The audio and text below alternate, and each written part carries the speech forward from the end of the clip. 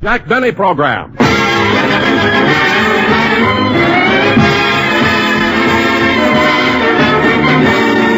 Starring Jack Benny with Mary Livingston, Phil Harris, Rochester, Dennis Day, and yours truly, Don Wilson. Ladies and gentlemen, it is usually our custom to take you to Jack Benny's home in Beverly Hills.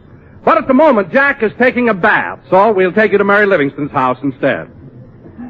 Oh, Pauline. Yes, Miss Livingston? You can have the rest of the evening off. I have a date tonight. We may go to a movie. Oh, that's nice. Or we may go to a nightclub. Oh, that's wonderful. I'm going with Mr. Benny. Oh. I know what you mean, Pauline, but I haven't been out with Mr. Benny since we got back from Europe. Gee, I'll bet your trip to England would have been a complete fizzle if it hadn't been for Phil Harris. You still have a crush on Phil, haven't you, Pauline? Uh-huh. Did you get to act with Mr. Harris at the Palladium? Yes, we did one sketch together, and at the end of the scene, he kissed me. Oh, tell me, Miss Livingston, what's it like when Phil Harris kisses you? And it's like being slapped in the face with a bar rag.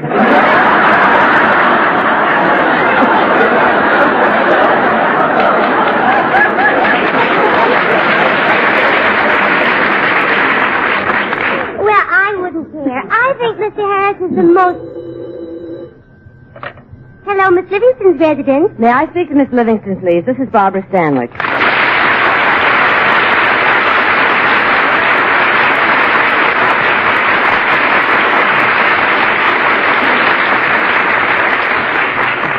Just a minute, please. Miss Livingston, it's Miss Stanwyck. Oh, thank you, Pauline.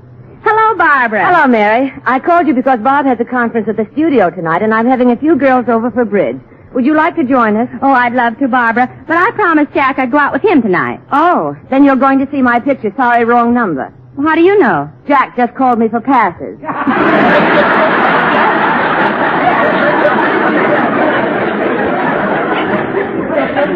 Passes? Yes, and tomorrow night, Jack's taking you to see Loves of Carmen. Well, what makes you so sure? He asked me for Rita Hayworth's phone number.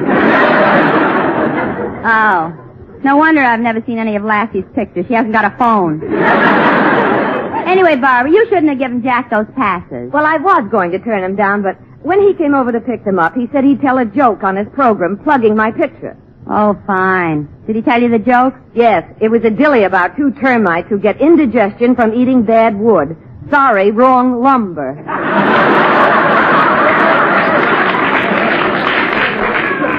If he tells that gag on the program, I'll punch him right in the nose. I already did. You know, Mary, Jack can be so corny. I can't understand why you go out with him all the time. Oh, he isn't so bad, Barbara. I'll admit Jack may not be the handsomest man in the world, but he's not the homeliest. Well, no. He may not be the wittiest, but he's not the dullest. No, I guess not. And he may not be the most generous, but... Shall we dance?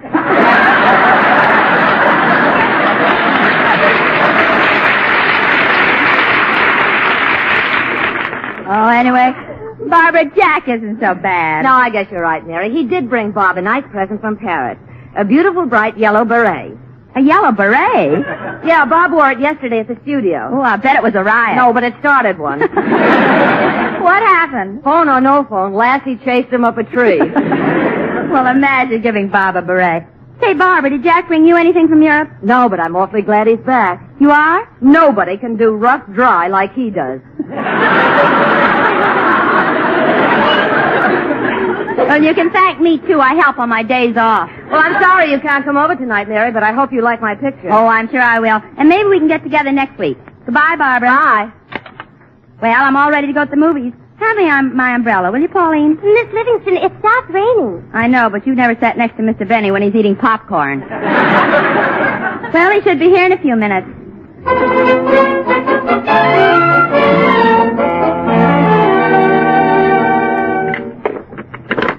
Here's your dessert, Mr. Benny.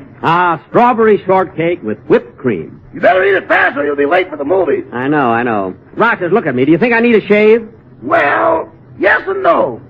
What do you mean, yes and no? After the movies, if you take Miss Livingston home by the way of Wilshire Boulevard, no.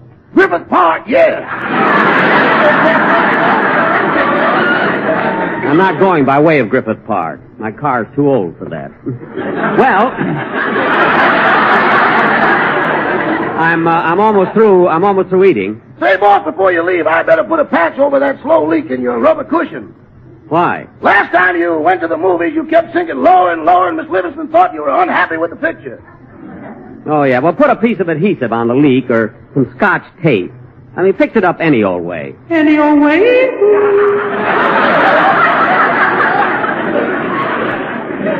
Rochester. Rochester, that echo again. Didn't you hear it? No, boss, I didn't hear a thing. That's funny.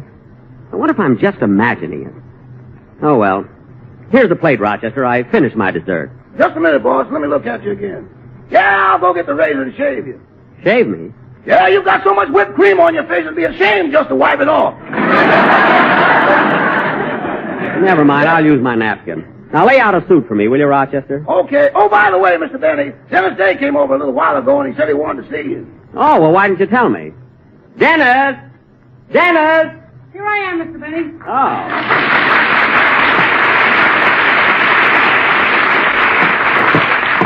Ah, hello, kid. Hello. Say, Mr. Benny, I don't know why people rave so much about television. What programs? I've been sitting here watching it for 3 hours, and all they've shown is that ocean picture. All you can see is the waves splashing up against the screen. Dennis, you're looking at the Bendig. The television's in the other room. Now, what did you want to see me about? Well, my mother had to go to a club meeting, and she won't be back till late, so she told me to come over here so I won't get into mischief. Mischief? Dennis, you're old enough to take care of yourself. No, I'm not. Last week when my mother left me alone, it was terrible. What? I was sitting there getting bored. I wanted some excitement, so I stuck my head in the Mixmaster. You stuck your head in the Mixmaster? That's the craziest thing I've ever heard of. If you've never tried it, don't knock it. Oh, my goodness. Look, kid, from what you told me, I'm not going to leave you alone in my house either. Now, you better come with Mary and me. We're going to see Sorry, Wrong Number. With Barbara Stanwyck? Dennis, I don't blame you, though. See, she's a wonderful actress. I don't know, she's so realistic. You know, so vibrant. So... Ole, ole.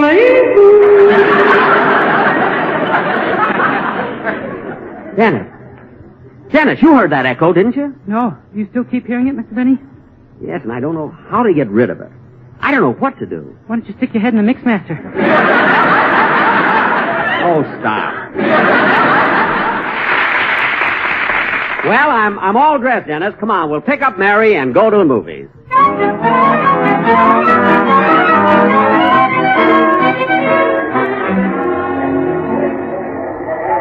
Well, kids, here we are at the theater. Come on, Dennis. Uh-oh. What's the matter, Jack? See, there are 3 of us, and I've only got 2 passes. Now, let me see. Shall I kill myself? No!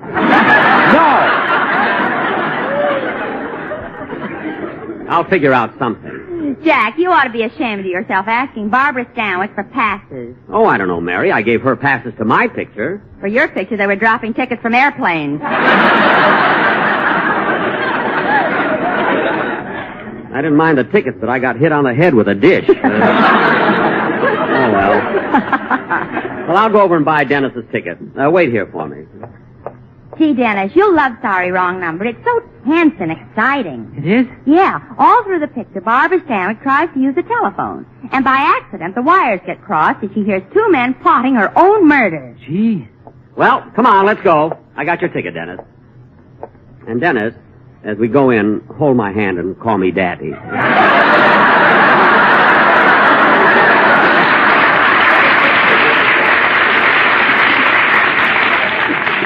Come on. Tickets, please. Here you are. Jack, I want to sit in the loges. Loges? These passes are for general admission. The loges will be an extra 60 cents. Oh. Well, Daddy, get your hand out of my pocket.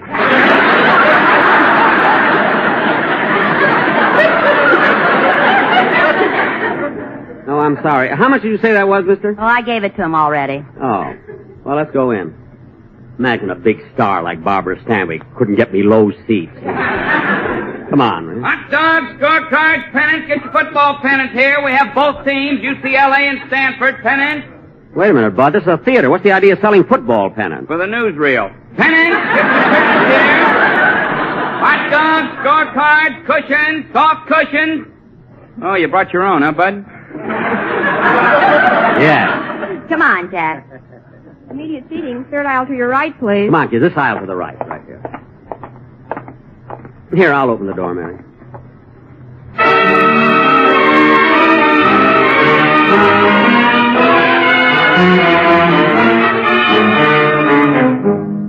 Gosh, the picture started already. Yeah, here are 3 seats over here. Get in, Dennis.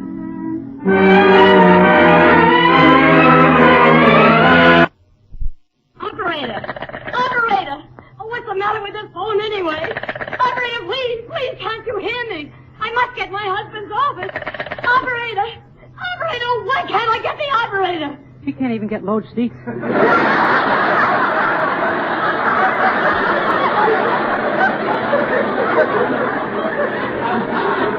Quiet. Operator. Number, please. Oh, thank goodness. Operator, I've been trying to get Murray Hill 35097 for the last half hour, and the line is always busy. Will you ring it for me, please? One moment, please. It's my husband's office. He should have been home hours ago, and I don't know what's keeping him or why that ridiculous line should be busy. Ringing Murray Hill 35097. That line is busy. Busy. That's all I've been getting. It can't be busy. They've got a switchboard there. Why doesn't somebody answer? Why? Gosh, isn't Barbara wonderful? Yeah, she's beautiful, too. You ought to see her husband in a yellow beret. Dennis. Operator, try that number again, please. Murray Hill 35097. Just a moment, please. Ringing Murray Hill 35097. Oh, thank heaven, it's ringing. It's ringing. Hello? Hello, Mr. Stevenson, please. Hello? I want to talk to Mr. Henry Stevenson, please. Hello? Hello, George. Speaking. Who is this? What number have I got? It's all set, George, just like we planned it, and we do it tonight. That's good. I'm ready, and the coast is clear. Oh, those men, what are they talking about? I must have the wrong line. Get off the line, please. Get off the line. Hold that line. Dennis. Dennis, put down that pennant. The newsreel isn't on yet. Jack, be quiet. Operator, you cut me in on somebody else's conversation. I want Murray Hill 35097. Now, look, George, I don't want any slip-up on this. Want me to use a gun? No, that's too noisy. Strangler. Operator! Number, please. Operator, listen to me. I just heard 2 men talking. They're plotting a murder. Operator, what's the matter with you? Now, remember, George, go in the back way, climb the fire escape, and take your time. Don't make any noise. Go up slowly.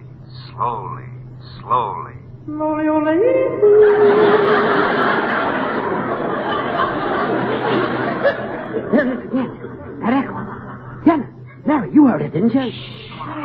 Jack, it's embarrassing. Now, remember, George, from here on, it's up to you. See that she's dead by midnight. Okay, pal. Leave it to me. Operator, there isn't much time. Listen to me. I'm trying to get Murray Hill 35097. Oh, never mind that. Now get me the police. Look, operator, I'm an invalid, and I just had a terrible shock tonight on the telephone, and I'm very anxious to trace a call. It's about a murder. A terrible, cold-blooded murder of a poor, innocent woman tonight. You've got to hurry. They're going to do it before 12 o'clock. Get me the police. Get me the police.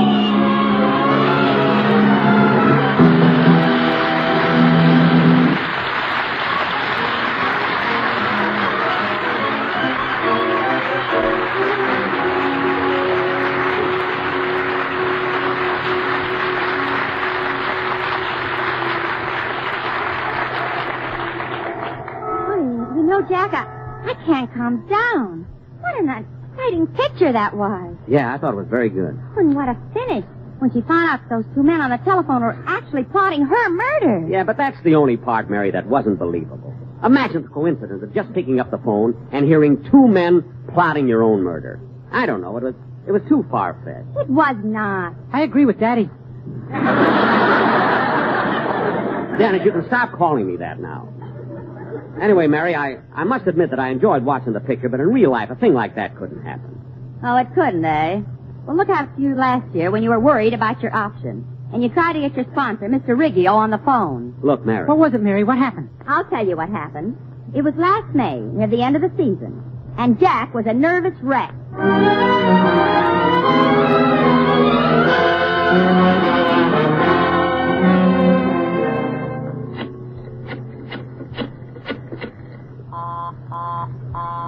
Busy. It can't be busy all this time. Operator. Quiet, Polly. Operator. I'm sorry, that line is busy. Listen, operator. I've been trying to get that number for the last 20 minutes. It's my sponsor's office. They have a switchboard there. I'm sorry, the line is busy. It can't be busy. I've been ringing that number since 25 after 11. Do you know what time it is now? For the correct time, dial Ulrich 89. I know what time it is. Look, operator. I'm Jack Benny. I have a radio program. My auction comes up at 12 o'clock today. If I don't hear from my sponsor, Mr. Riggio, in 15 minutes, I'll be out of a job. Now get me Hollywood. 7337. 7337. Quiet, Polly. Polly, here's a cracker. And eat it slowly. It may be your last. Operator. I'm ringing the number. Good. I know it can't be busy. I'm sure there must be something wrong with you. It's ringing. Hello? Hello? Is that you, Mr. Riggio? Mr. Riggio. That's my sponsor. Mr. Riggio. This is me, Jack Benny. Hello, Frank. They can't hear me. The wires must be crossed. Well, Frank, I've given the matter a great deal of thought, and I've decided to let him go. Oh, I see. That's going to be quite a shock to him. He's been with us a long time. I know, Frank, but he's had it coming. His work has fallen off so badly it isn't funny anymore. Yikes!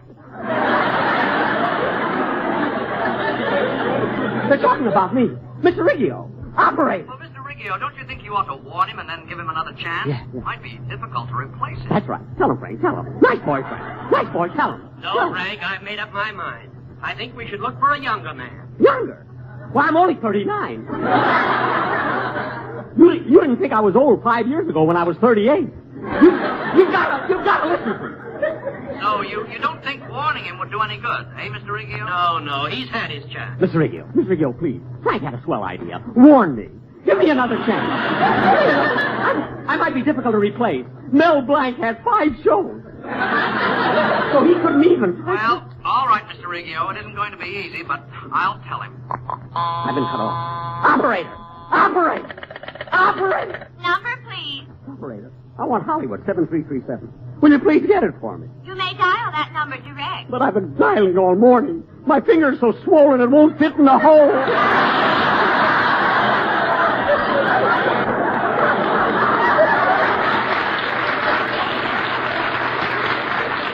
One moment, please. I will try that number for you. Thank you. 25 minutes. 25 minutes to go. If I could only talk to Mr. Riggio. If I could plead with him. Beg him. Like I did last year. Maybe I could talk him into giving me another. Sorry, that line is busy. Busy. What am I going to do? I got to think fast. It's 4 minutes to 12. Wait a minute, I know. I'll call my agent. That's it, my agent. Why am I paying him 9%? I'll try it. Hello, is that you, Edna? Edna? This is Johnny McGuire. I just got off my ship. Haven't seen a woman in 3 years. You're the first one I called. You must have the wrong number. Ah, don't give me that, Edna. I recognized your voice right away.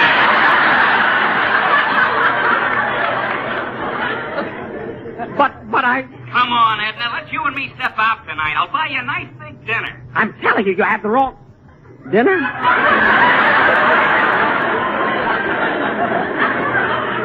No. What am I thinking of? No. Then he'd want... I'm sorry, you have the wrong number.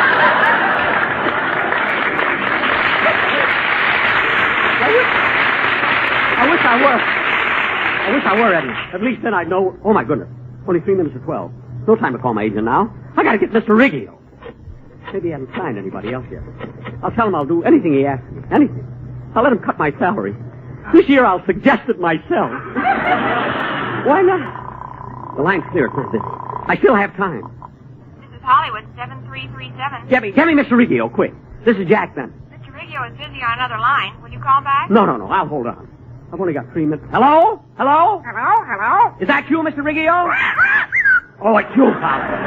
Shut your big mouth. Hello? What's that? Mr. Riggio, I wasn't talking to you. It was my parrot. This is Jack Benny. Hello again. Well, Jack, I'm glad you called. I want to talk Mr. to you. Riggio, please. Before you say anything, listen to me. You gotta hear my side of it. I know I've been on the air a long time, but I'm not through yet. Honest, I'm not. There's still a few good years left in me. And I want you to have them. But, Jack! Look, I know I've made mistakes. Everybody makes mistakes. I mean, everybody but you, Mr. Riggio. And I've done everything you've asked me to. Last year, I kept my eye on the red bullseye till it was bloodshot. Mr. Riggio, you've got to listen to me. Jack, what are you so upset about? We have no intention of letting you go. But you don't understand, Mrs. What? You mean you're going to pick up my option? Why, certainly. I've been trying to call you all morning. Your phone's been busy.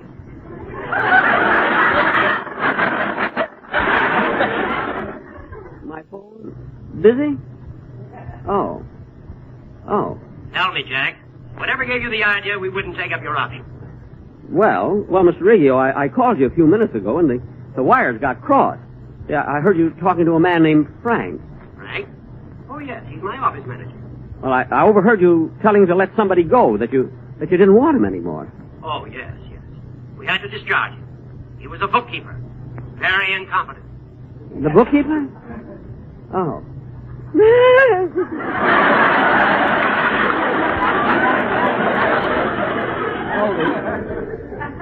The bookkeeper?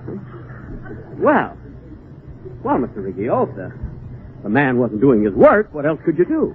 I mean, it's not your fault he isn't capable. There's no place for sentiment in business. That's what I like about you, Mr. Riggio. You don't let your heart rule your head. That bookkeeper got what was coming to him. I don't believe in a man whining and trying to hang on to a job when he's not wanted. I agree with you. If a man fails to deliver, let him go. Get rid of him, I say. Fire him.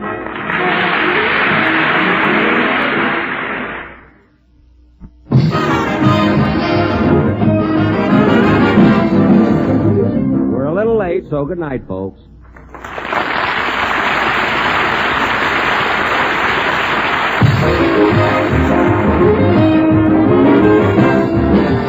The Jack Benny program is written by Sam Perrin, Milt Josephsberg, George Balzer, John Tackerberry, Al Gordon, Hal Goldman, and produced and transcribed by Hilliard Mark.